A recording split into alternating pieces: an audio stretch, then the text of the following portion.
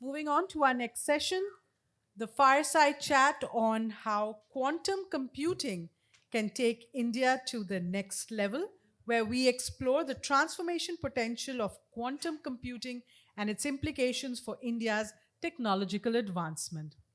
For this fireside chat, we have with us Captain Sunil Sood, Head Defense, QNU Labs. Prior to joining QNU Labs, they were the he was at the Arison Group for 10 years, where he served as the global delivery head for NGI and products. In this role, Sunil led teams located in India, Belgium, and Italy and was responsible for organizational and process level changes that resulted in improved on time delivery and enhanced product quality with substantial cost reductions. May I welcome Captain Sunil Sood.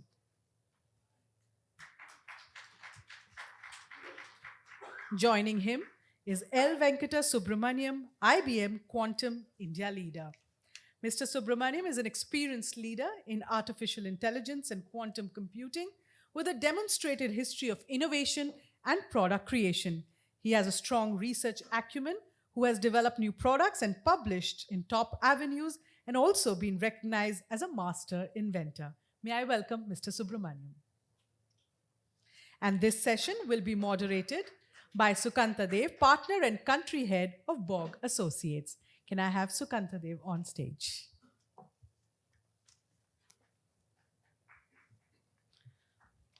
Thank you, and over to you, gentlemen.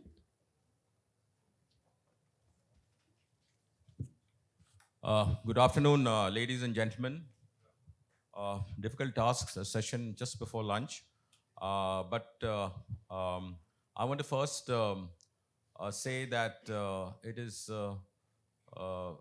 very interesting that DataQuest is doing panels like this, which are completely future technologies.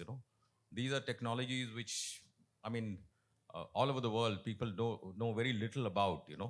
Of course, there have been secret developments in Russia, China, and the United States, but I think it took off to a phenomenal start when the Prime Minister in his cabinet meeting about a year back, April last year, when he announced the National Quantum Mission. So to set the context, I will go through a little bit, a few highlights of the National Quantum Mission, because that is the industry framework and the structure. And India was the 7th country to actually do this about a year or so back. And so we are in the league with the high-tech countries of the United States, China, Finland, and so on and so forth. And after we started it, we were the 7th country. There were a host of countries which came into developing the quantum technologies.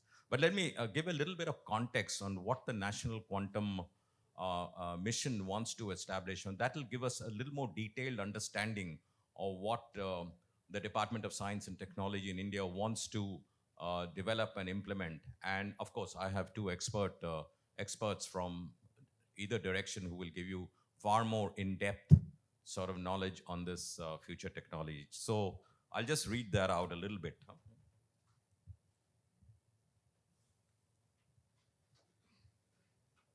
Oh, thank you.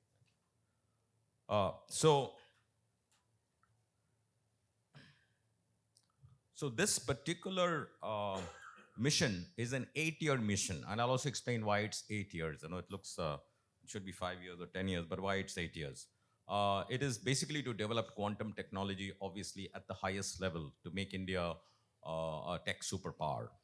And what will it target? It is basically targeting 50 to 100 physical qubits in 5 years and 50 to 1,000 physical qubits in 8 years. So that is, as you know, the quantum of teleporting, which is has to be developed.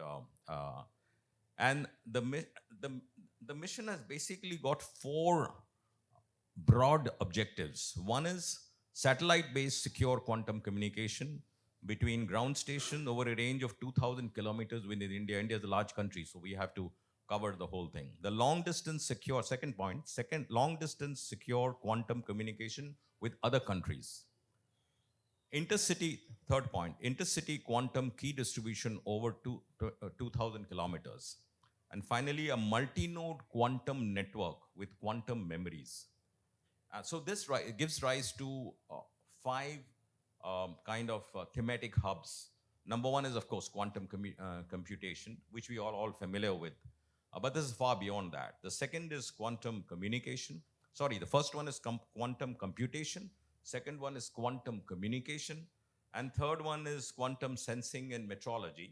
And finally, of course, the quantum materials and devices. Uh, so So, very quickly before I hand over to the panel members, what is what does quantum technology do? What are the advantages? Why are we spending so much of time, energy, and resources to develop it? It increased the computing power as much speed is the order of the day, much faster than the computers which we have today. So it will be quantum computers rather than the computers which we use today. Second is it will improve security at a completely different level. The quantum encryption techniques obviously are far more secure than the current ones. As you know, a lot of financial work we do on the mobile interface, and it's always very scary that somebody can hack into your account, bank accounts, etc., etc. So the quantum encryption will make the usage of quantum encryption techniques will make all types of transactions, including financial transactions and many other transactions, completely secure. It will also give you better data security of the goods and services which all the big companies are doing, and also for yourself. Uh, the third thing is it'll do obviously faster communication. The speed will increase, as we said, and it can transfer information not only faster and more securely. And of course, an enhanced artificial intelligence, quantum machine learning algorithm can potentially enable more efficient and quarterly training of artificial intelligence models. And better sensing and measurement. The quantum sensors can detect extremely small changes in the environment because you're working at the atomic and the subatomic level. And therefore useful in areas such as medical diagnostics, environmental monitoring, and geological exploration. And of course, there are disadvantages like any technology has. It's expensive, it's got limited application, its sensitivity to environment, and of course, limited control over things which you could do. So overall, this is the broad framework and the structure of the national quantum mission, which the government of India set up about nearly a year back, till less than a year back. Coupled with it, there was a very important forum, if for those who are interested, the Future Technologies Forum, which was held in Moscow in July last year. And the top scientists there got together, and one of the important future technologies they discussed was the quantum mission. Now, I have got two, of course, experts, and I would request uh, uh, Dr. Venkata Subramaniam from IBM, he's well known, to tell us a little bit about the whole landscape. What I understand is that there is a huge amount of talent, skill set is not a problem for India. It's the basic talent is there, students are there, etc. And you can hire the talent. In IBM, they got 600 applications when they requested for quantum sort of technology experts to. They are trying to make a middleware. So we have the talent, so which is a very big thing. That means we have the most important resource, and we probably have more talent in this field than probably any other country. Now the question is, talent is one part of it. The second is that how we convert that talent into some useful usages and use cases of the industry, and that is kind of missing. And for that, we have uh, Captain Sunil Sood from Quantum Labs, who's got a gigantic startup in this thing. So you've got the right blend of two industry experts. The other important thing to understand is that though the National Quantum Mission has been established about whatever 10 odd months back, but what is the actual policy and how they will implement the framework and how they will help startups like Q Labs? There would be many others as coming up. So over to you, Dr. Subramaniam.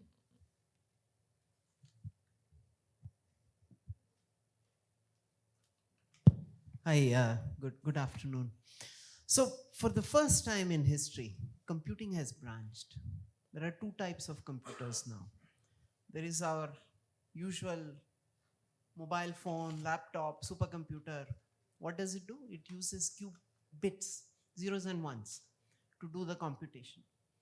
On the other side, we now have a new kind of computer, which is not an extension of your best supercomputer or anything. It's an entirely different kind of computer, which uses what is called a qubit. The qubit can be in any state between 0 and 1. Okay, so that's the special thing about it. Now, how does it use this special thing? We all drink coffee. If you try to model the coffee molecule on the best supercomputer, will you ever be able to do it? No, you'll never be able to do it, because why? How many bits do you require to do it? You require the number of bits required to model the coffee molecule, which is one of the smallest molecules, is 10% of the number of atoms on Earth. Will we ever build a supercomputer that large? We'll never, ever, ever build a supercomputer that is able to model the coffee molecule. Can we build a quantum computer that large? All it requires is 160 qubits to model the coffee molecule. So we're already getting there, in fact. Okay. So that's the power of quantum, okay, which is that you can do things which you can never do with classical computers. And that's why computing has branched in two areas. And that's why you have so many national quantum missions which are saying that I want to take the power of this qubit and use it to build an industry in my country. Okay. And that's what India is saying. India is saying, I want to be one of the leaders in quantum computing, so that in the near future, India is one of the leaders in quantum. And we reach a level where we are able to say that we have built an industry, a world-class industry, which nobody else can do. Okay. Now, there is the National Quantum Mission. And what are the strengths of India today? Number one, talent. Which country has the highest number of quantum engineers and software engineers and researchers and all? India. Number one, okay. Which country publishes a lot of research? Our IITs, they're among the top 10 in the world in terms of research in quantum. Two very good things about quantum in India. The two bad things, startups. How many startups do we have? About 10, 20, that's all. From a few hundreds across the world, okay. How much money do we give our startups? We give them 1,000th of the money we give the startups in other countries have, okay. So they are very poor startups, very poor. We don't take care of our startups. How much has industry contributed to quantum in India? Not much. Industry is sitting. So we have talent, we have research on one side, we have poor startups and industry that doesn't want to jump in. So how do we change that? Yeah, I'll hand it back.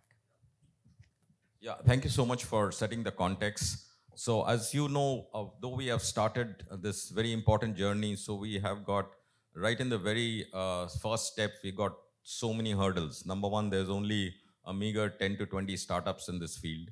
And number two, the funding is a big challenge because it's so futuristic. Half of the people who want to fund it may not even understand or be interested in an industry so far in the future. And third thing is that the industry academia link, as was explained early in the earlier panels, also has to get established, which it has not right now. But we are lucky in this panel to have Captain Sood from one of the startups, and he was, of course, the report came out. He's relatively well funded, let's say. He's already got $5 million in his pocket. So I would request Captain Sood to please give your observations on the way ahead and how you want to build up this startup. Without that startup, without a business plan, without a business application, we'll only be in the theory of the National Quantum Mission. Thank you, Mr. Day. A very good afternoon to all of you.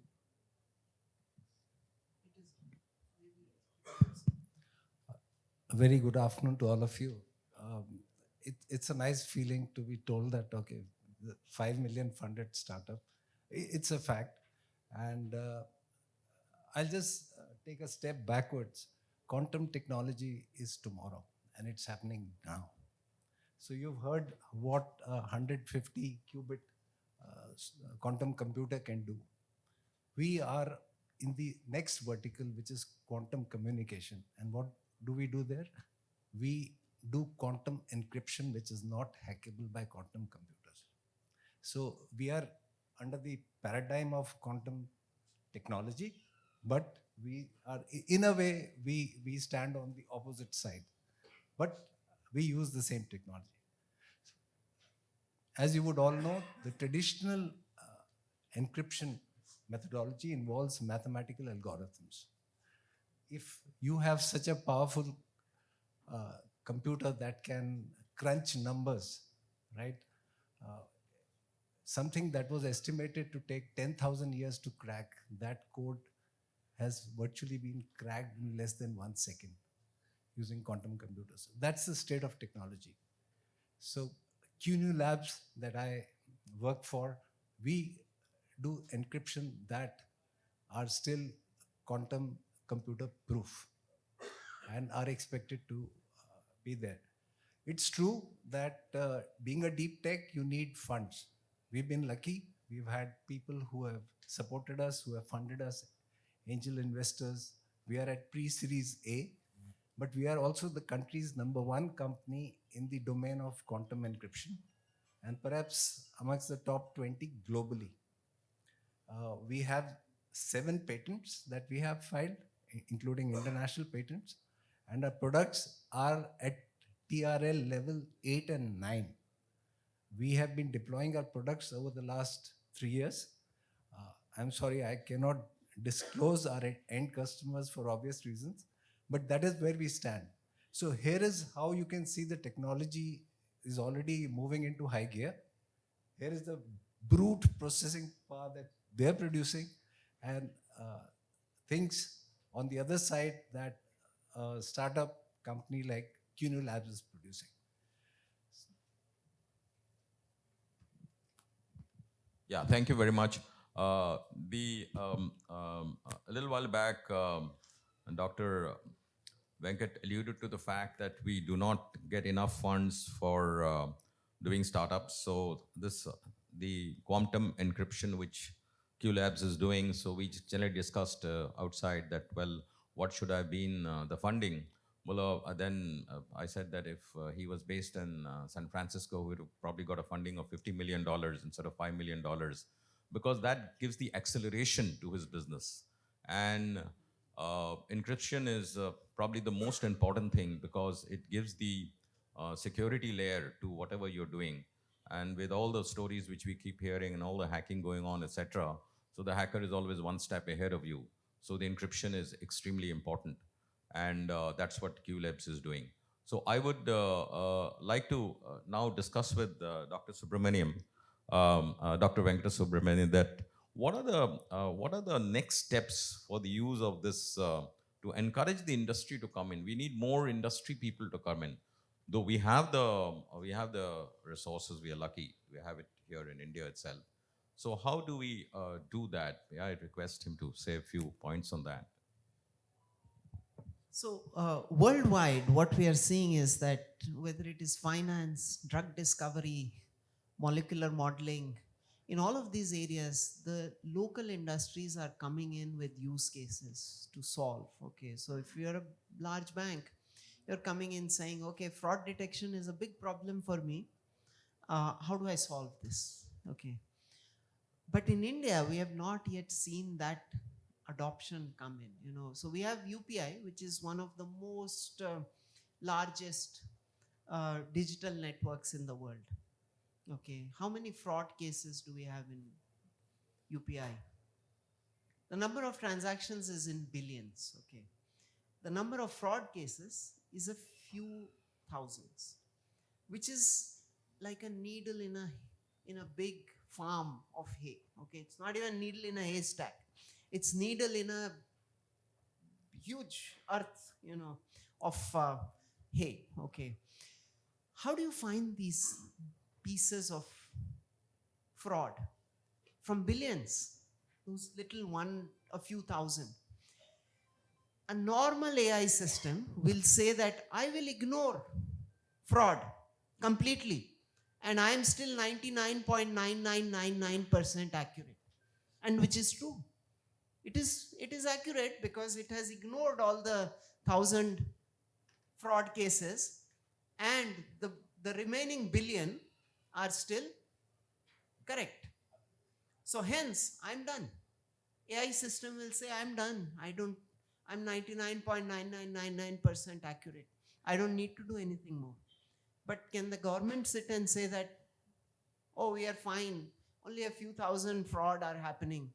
But it undermines the whole technology. Okay, because the poor man who has a few thousand rupees that they earn in a month, if that person is losing money to fraud, it is undermining the whole digital infrastructure. It does not matter that you have 99.999% accuracy. If a few of these people, the poor farmers, the poor telawalas, are losing their money, it is still a bad infrastructure. It is not helping the poor that it is supposed to. And hence, how do you find these technologies which are going to solve these problems, right? And that's where quantum comes in, and we hope that our banks, our uh, pharma companies, our Indian pharma companies, our Indian banks, our Indian oil companies also come in saying that here are some problems I want solved, the tough problems. Because what's going to happen? If you don't solve them now, other countries are going to build technology. And we are very proud today that 3 or 4 semiconductor companies have set up shop in Gujarat and somewhere else. But do you know the premium we are paying? If we had done this 30, 40 years back, it would be a different ball game. We are now buying third rate, fourth rate technology at a premium and feeling proud about it, instead of investing on day one to build real technology. And that's where things like quantum, we can't let it go. In the 60s, just like he mentioned, we are one of the 7 countries now to have joined the National Quantum Mission. In the 60s, we were one of the 6 countries to have built a computer. TIFR had built a computer. How many countries had done it? Only 6 more.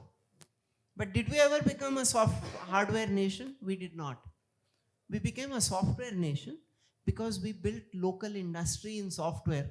But in hardware, the father of Pentium, the father of Cirrus Logic, the person who is sitting there coding and building, NVIDIA, they're all Indians. They're all people who graduated out of our colleges. The same way I'm telling you today in quantum, we have talent. We had talent 60 years back in hardware, semiconductors, software.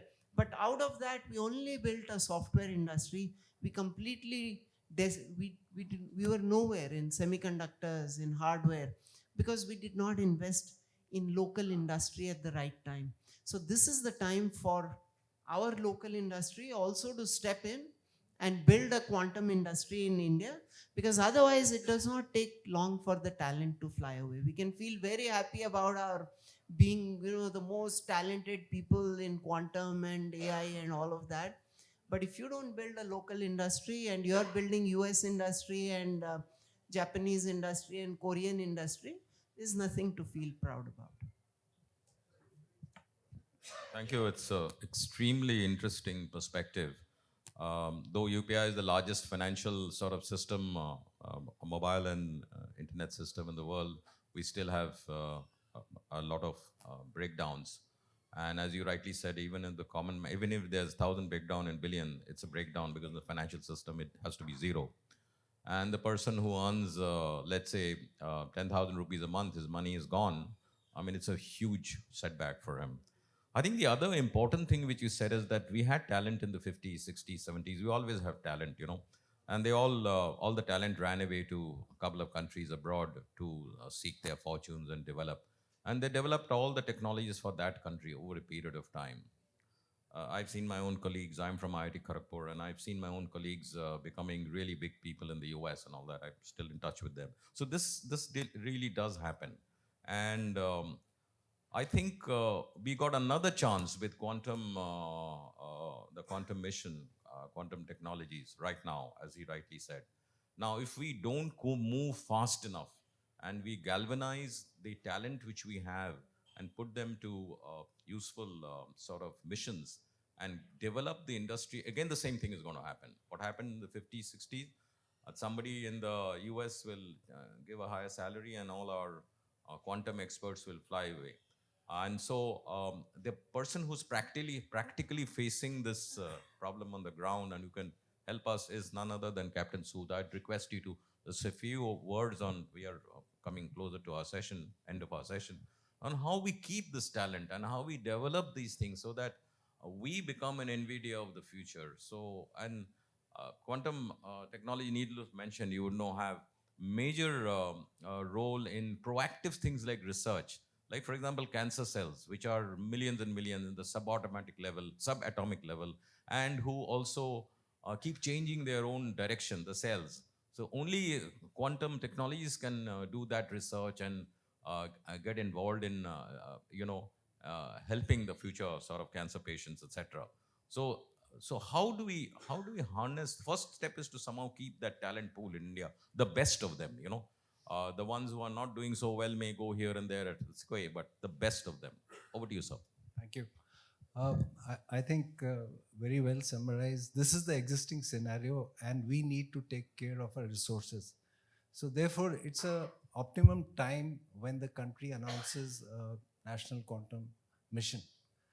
Uh, unless a framework is available that people can connect with, there is a policy framework that mandates what needs to be done. There's no way we can harness our resources and keep them gainfully employed. So, at the right time, I think this initiative has started. The time frame is 8 years, which for people like us in the encryption domain, we believe we will complete the objectives of 8 years in about 2.5 years from today, including satellite QKD, which we are already working upon. So, what happens is when you have a policy framework, a mission, and timelines, and people see that timelines can be compressed, and which will happen over a period of time because R&D work is happening at a fantastic pace. You will see that more and more of this talent stays back within the country. There will be more announcements about new use cases um, undertaken, sorted out, delivered into the existing infrastructure. So we are on the right path right now, and we just hope that the policy directives sort of are fairly tightly coupled so that the effectiveness of this whole mission can be realized to whatever is desired. Sir, I'd like to, you have to pick up your mic again. Sir, I'd like you to quickly tell that all these patents and technologies, which are, you have already 7 patents, technologies, how is the IP rights and how well it is protected? Because we don't want all the hard work you have done, somebody copies it in China or wherever. So maybe a few words on that, please, sir. So that's a slightly slippery slope right now. But we can do the best that we feel is available in the existing framework. But you can't prevent, unless we have very strong law enforcement mechanism where we can go after someone who infringes upon our IP. It's for a startup, I would say not possible. IBM maybe, but you need that muscle power, which we would expect the government as part of the framework to provide. Because for a small company, a startup, I don't think we will have the resources to do that. That's an interesting perspective. We get just a few minutes. I can take a couple of quick questions for the panel members if anybody wants to. Yeah, yeah. Yeah. So you may have a no internet policy Take a mic, for please. everyone and have some cyber cafe to do the research. That's what I can say. My son was working in a company in UK, Alphatech. They are having a client like Tata Motors, Mahindra, and JLR. So they have no internet policy, no work from home, everything from the office. So that way they can protect IPR. Of course, it have its own pros and cons. So we don't have that policy in our R&D center. But yes, large companies would enforce that. But we have our own mechanisms to take care of. Yeah. Any other questions? Oh, Pradeep, yeah. Go ahead. Besides fraud detection, what would be some of the enterprise use cases for quantum computing? Yeah, so some of the enterprise use cases we are looking at right now. So quantum is good at three things. Okay, one is machine learning, another is simulation of nature. Okay, and the third one is optimization.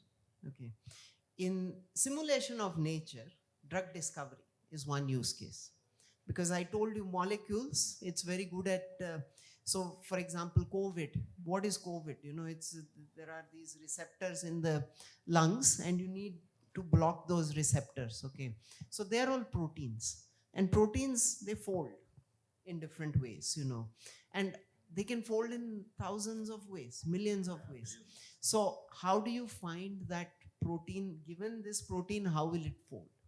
Okay, that's the drug discovery problem, right? So classical computers, as I said, can't even model the coffee molecule, let alone a bigger molecule like a drug or anything, right? So drug discovery is one very big area, right? The second is, for example, ISRO sends rockets. It's always on the lookout for new materials which are heat resistant but light, so that when it goes in that speed and all, it's able to withstand the heat, but lighter because less fuel. How do you come up with new materials? Today, how do you do all this? You do this in test tubes. You cover things and you do all of that.